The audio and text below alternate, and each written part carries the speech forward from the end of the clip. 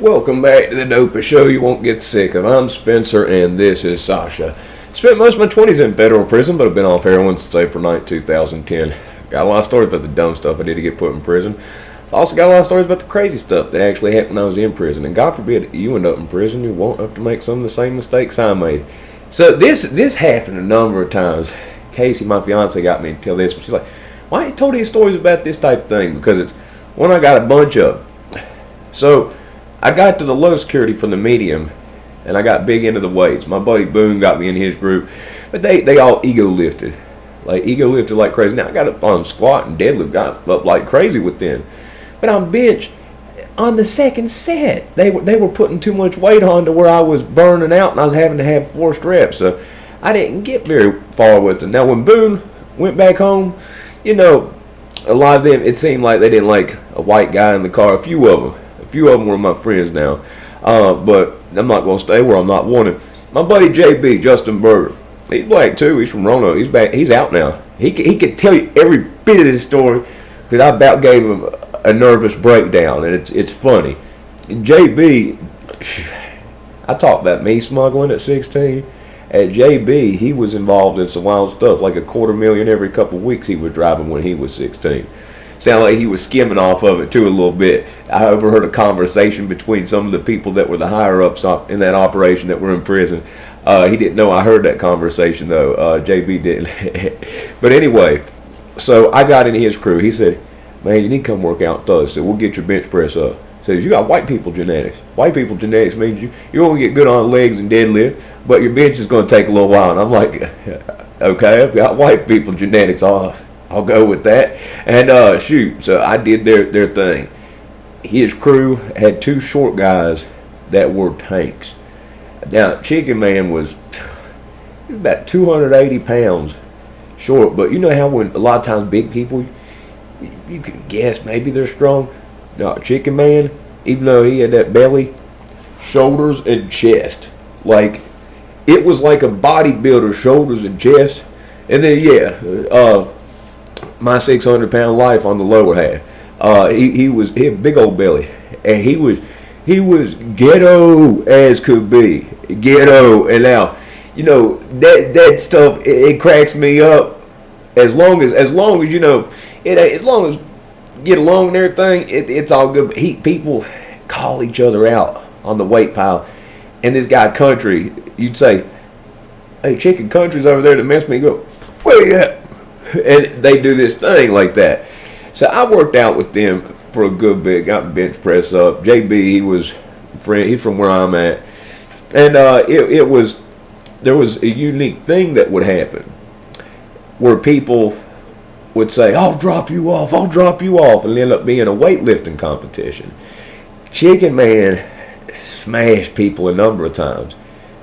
That dude, we did 10 sets of 5, and him and Phil would start with 225, the second set 275, the third set 315. They'd do 315 for a few sets, and at the end, like the 10th set, they were up 365 doing sets of 5. They go up to 405 for sets of 5 sometimes. I mean, these guys were big. They had bellies on them, but they were strong. They knew bench press.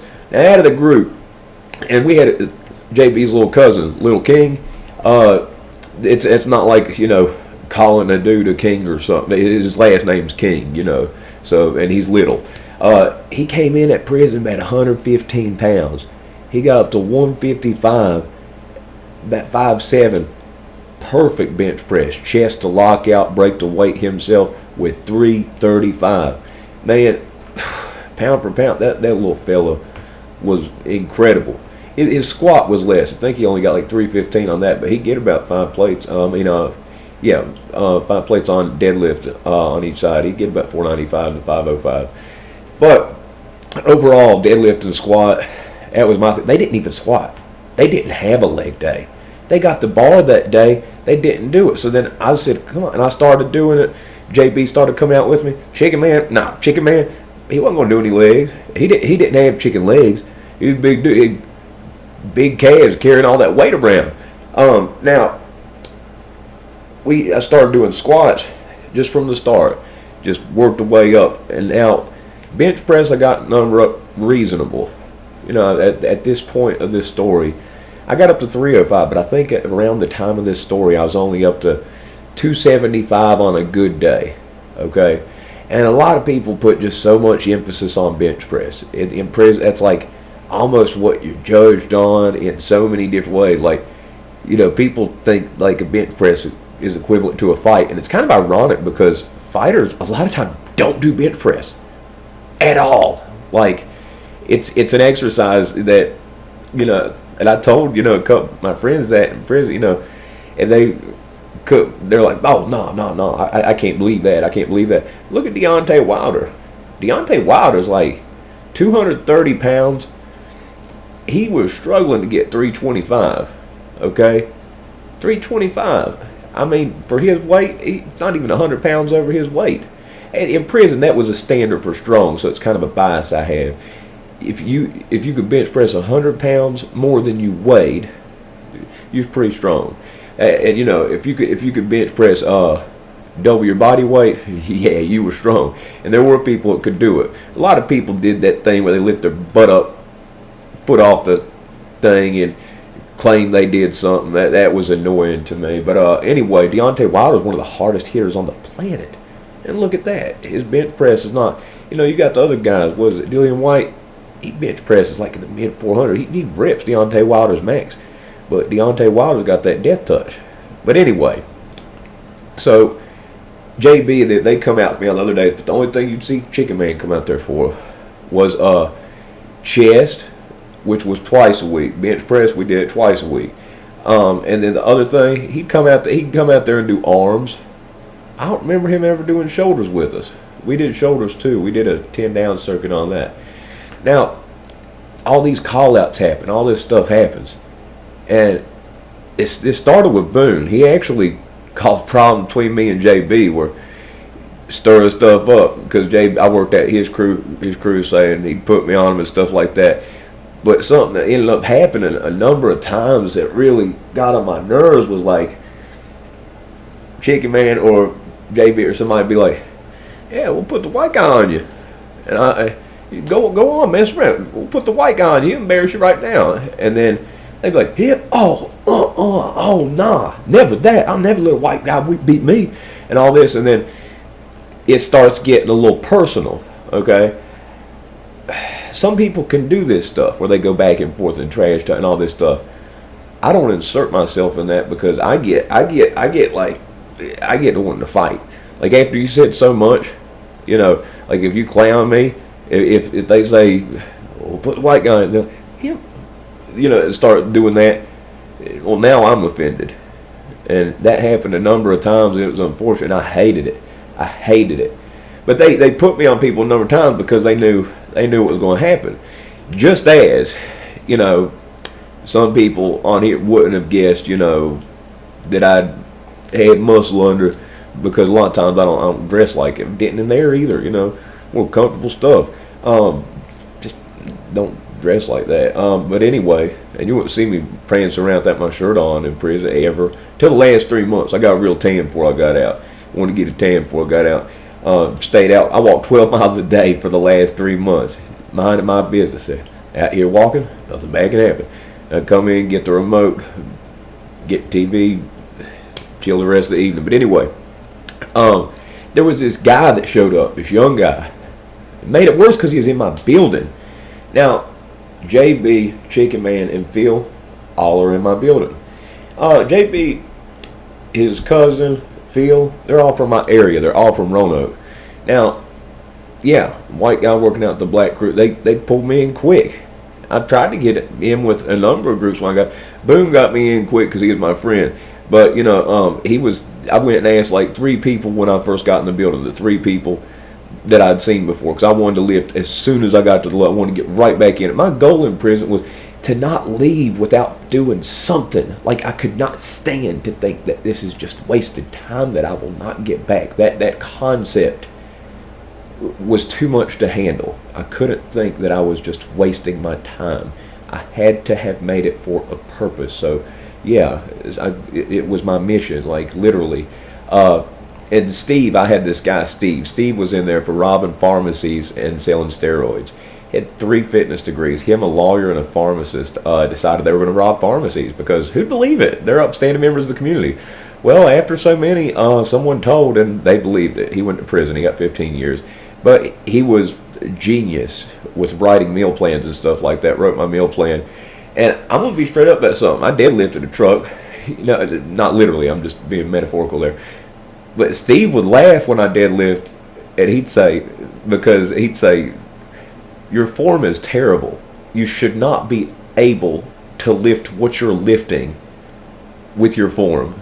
He says, I honestly don't know how you're lifting it the way you're lifting it. So I guess my form was pretty bad. But, I get in there and I get that. I get my MP3 player on. Yeah, I got MP3 players in prison. It costs like $80 for this little piece of trash. It costs like $1.50 a song. And I had my go-to songs. And I'd listen to them and I'd huff and puff and look like I was going to have some type of mental breakdown and spaz out. And if I didn't do that, it wouldn't hit higher. That went a lot into it, like that thing, like a little routine to it. But anyway, this new guy gets there, young guy, and he's got some muscle on him, but he's running around just always inserting himself. Now, I'm got like an autistic type way about my routines. I don't like my routines to be interrupted. If something disrupts them, if somebody comes in and messes with what I do, it just irks me and makes me lose my stuff. Every time we did bench press, now think, it's me, JB, his cousin, Chicken Man, and Phil. It's 5 of us. That's a good many people for a workout. You've got to change the weights quick. That's enough time between sets, and we got to get these sets in during the hour that we're out there. The bar gets passed to a new group every hour. You can't just go out there and lift. There's 7 bars, 2 sets of dumbbells. They go to people every hour, the same people every day. And they're people, you're not just going to go out there and lift. It ain't going to happen. Chomos don't get weight. Certain people don't get weight. That's just how it is. And so there's 5 people. This guy comes out there, and he got this little dumb sidekick, too. He's stocky little fella, and with braids, he's like, man, I lift all of that, blah, blah, blah. And some reason, Chicken Man and Phil, they didn't say nothing. They let him get down on the bench, and sometimes he'd lift it, his butt would come 2 feet off the ground, and he'd always try to get on there and lift 315, because 315 was like the standard of you're strong, I guess, on bench. And a lot of people could lift that there. It's like a land of giants. But he'd do this, like interrupting our group every time. Like every time we was on bench press, twice a week. The weight pile is under an outdoor pavilion. It's close to the gate. Every hour you have 10 minutes to go to and from your building, to and from wherever. So the last 15 minutes before they pop the gate, people would be standing up near the weight pile in the area. Probably about a 50-foot walkway with a rail that's elevated. Then there's grass that goes down. And they'd stand there waiting for it to pop. Well, during that time, that dude would come over towards the end, messing with our stuff every time. I'll lift that. Oh, I'll drop everybody. And he see me on there, and I'm not lifting as much as they are. They're tanks. JB, they're lifting a lot more. I built up, but at this time, like I said, I was only up like 275 on bench on a good day. 255 on a bad day. He sees that, and that's what he saw me. Well, what ends up happening was Chicken Man said, "Oh no, we ain't gonna do this anymore. We done this enough times. You done played around enough times. Come over here. You ain't lifting no weight. You ain't in our group. You ain't doing it. Find somebody else to mess with. No. I'll drop everybody. Blah. I'll drop your boys off. Blah blah blah." Chicken Man said, "I'll put the white boy on you." He said, "I'll crush him." He said, "Bench squat deadlift right now. He'll drop you off. I crush him. I blah blah blah." And then Phil said, "Man, you might want to think about what you're doing." And JB said, "Crush, bitch. Oh, man. Go on out of here." And he starts amping it up more and more. And this becomes a thing. I'm getting annoyed. So, basically, he says he's going to come out, I believe it was Saturday. Now, there's a reason he did that. He made a scene. Everybody sees the commotion. Everybody's paying attention. I hate that. I hate that. I despise it. It makes me like I can feel like my stomach just getting tight and just thinking, why they have to say me? Why they have to do that? Why they do that to me?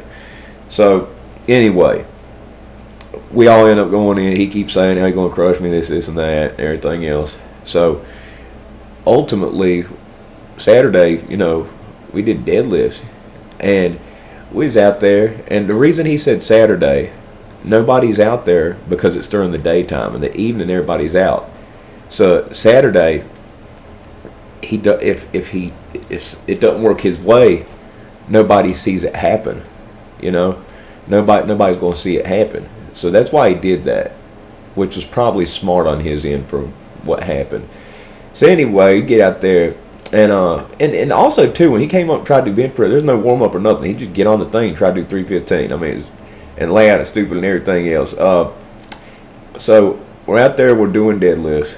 We end up getting out. He ends up just showing up. There's like, I think it was 405 on the bar that he did, and he's like, oh, blah, blah, easy. And he gets on there, he does it for like, he picks up once, he said, I got it again. Does it 2-3 times, maybe 4. And after that was done, JB said, all right, Spencer's turn. And he put on another 25 on each side, so we got 455. And JB, every time this would happen, this happened with me and the former cop that was in there for a hate crime when I went against him, and he was standing, it got raining outside, so everybody goes under the pavilion because it's shelter, so people hang out under the weights. When it's raining, it's time to go back in the building because it's close to the gates. They hung out under. The cop was in there for a hate crime, was standing behind. Jim goes, you better get this, whatever you put on there, you better get it for a couple. You can't miss this now. Can't miss this now. People watching, you're gonna look bad. Can't do that. And he said, you're gonna get, you better do this now. And he told me that. And I know he's thinking, come on now, you're representing us. And so I get my wrist wrapped.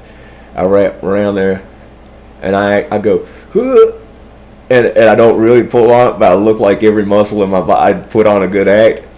And I said, oh man, that's heavy today. I said, I knew it. Jamie said, his lips started twitching. He knew what I was doing. But anyway, I did it on purpose because I knew every time this happened, he got worked up, and every time he come up to me, you better not miss this now. You better not do all that, because it was like representing the crew or whatever. And I got this grin, and he do that thing. I get him and his two brothers. Him and his two biological brothers were in the same building in the same prison. He shared a bunk with his little brother. His big brother was in the next bed. That's a funny bunch, man. Oh God, man. So a funny dude. But anyway, I put the wrist wraps on. I get my music on, and it was the best I'd ever done at that point. At that point, I'd never done that before, but I did it. I did it for 8 reps, and that guy just like it just got quiet after that. Everybody just kind of smirked and everything else. And he just kind of like changed the conversation. All that, he's going to whoop me, everything else. I knew a little white boy beat me and all this stuff. All that stopped. And it was awkward because, yeah, I could have started talking trash. I thought JB was going to start talking trash. Everybody just kind of looked at him like, you want to try squat now? Yeah, he could probably lift about, if he did it correctly, probably about 30 pounds more than me on bench. But on deadlift, you total the 3 numbers up, bench, squat, and deadlift. I would have beaten him by no less than 250 to 300 total pounds lifted. Even if you have a 305 or 315 bench, and let's say I only had a 255 because I had a bad day that day, it hadn't worked up. That's 60 pounds difference. On squat and deadlift, my numbers were going to be taken up. So that was a secret weapon, and it made it deceptive, because even though my bench wasn't as high, I destroyed people. And that's why they put me on people too, because they knew in the 3 lifts, bench, squat, and deadlift, when you total it together, it wasn't going to happen. That was something I was good at. Deadlift, I'd never done a deadlift before prison. And it was weird because I remember the first day I ever did it, I looked at it and I think I can be pretty good at that. Just standing up with the weight. All you got to do is stand up with it. And I know it sounds silly, but like, it's one thing that got lucky with. Like bench, that's something that's harder. Shoulders did great, but bench press had to work like crazy with the crew that knew what they were doing. But yeah, people said, rumors spread and everything else. People came up and asked, what happened out there? Man, you know what happened. And everything else, he went around saying it, putting the word. But I hated those moments whenever somebody'd say they put me on somebody. Because then the person would say something not nice. I can't do that type of thing. Some people like doing that, like they like talking crap back and forth to each other. I can't do it. It's like if you can't dish it, don't take it. Well, I don't dish it because I can't take. I'm gonna get mad. I'm gonna get really in my feelings about you saying something like, him and everything else. But yeah, that was a funny day. Casey, my fiance, told me to tell that one. That was that guy. He didn't come bother us at the bench anymore after that. He was messing it up every time. But anyway, if you liked the video, press the like button. I am getting ready to go to the doctor. We'll find out about my foot. I've been saying it over and over again. It's just been stuff that's been going on, family stuff. Mom back went out having to go to there's a pain management clinic that like said something about an epidural. I thought that was just with like babies and stuff, but like people giving birth. But I guess it's do something with it for pain or whatever. So it's delayed that. I want her to be. She's worried about something messed up my foot. She asked me to. My mom done everything for me. I love my mom to death. So, and if I go by myself, she's gonna think I'm lying. I broke my leg. I told her I wasn't injured. I said I'm hurt, but I'm not injured. And I sat on the couch for 3 days with 2 broken bones and a heel that had exploded because I could wiggle my toes. I thought that meant it wasn't broken. That's not true apparently. And the same day, ironically, she cut her finger off. We were 45 minutes away, 2 different locations. It was just a few hours apart. Just a freak, 2 accidents within a short span of time in the same day. Go figure. I mean, the odds of that are almost as likely as the odds of what's going on with my dad and stepdad. They both have had 2 knee surgeries in the past 3 months each. Casey's mom's back and neck went out like 3 ruptured discs in it. My mom's back just went out. What are the chances of this type of thing happening in this short period of time? It was around this time last year. It was in August when I broke my leg and she cut her finger off. And then this type of year, we need to just get like in one of those, nutty house things. Like they put the crazy people within the padded rooms. We need to get somewhere where we just can't, where nothing can happen because this stuff is crazy. It makes no sense. And then my foot, got a bone stick. I don't know what it is. I got this big old lump sticking out of my foot. It's not a cyst. It's not nothing like that. There's something that happened, and it popped up, and it's still up there. And of course, hypochondriac. So I'm worried about the worst. But hopefully they'll tell me it's just something that goes away. And but I'm gonna find out. So getting a good bit of sleep back. Working on it. So if you like the video, press the like button.